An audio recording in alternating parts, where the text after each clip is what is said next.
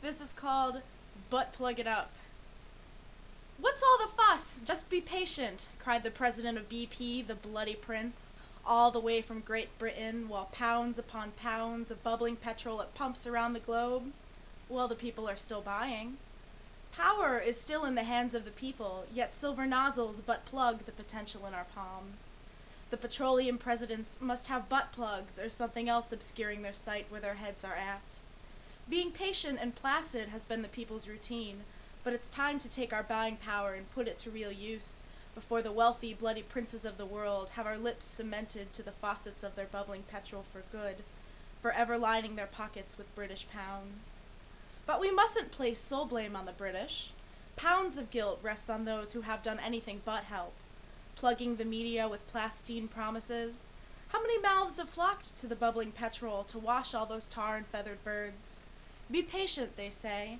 Leave it to the bloody prince who started this mess in the first place, while BP's rivals are buying more power with our boycotting dollars.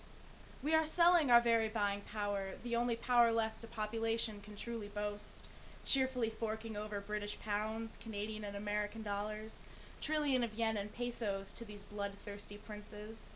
Yes, we gleefully drop trow and spread cheek for the butt pugs, generously coated with oil to be inserted, bear patience and wait for the warm trickle of bubbling petrol to coat our lives. In the very core of our hearts, a cauldron of bubbling petrol cracks and cooks and fuels our days. It buys power from the idea that without this tar stew, easy transportation would cease to be. Patience, that forgotten virtue, is dead in the British.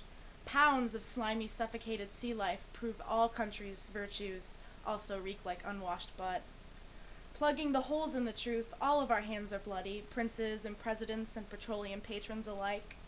For the BP Prez, bloody prince he is, would not have a Tempur-Pedic throne of bubbling petrol, and we the people would not hobble around with slick butt plugs up our behinds if we did not raise CEOs up with our buying power, our whole lives slaving for nothing more than euros, francs, and British pounds, so we can buy petrol, build prisons, berate the poor, and be patient.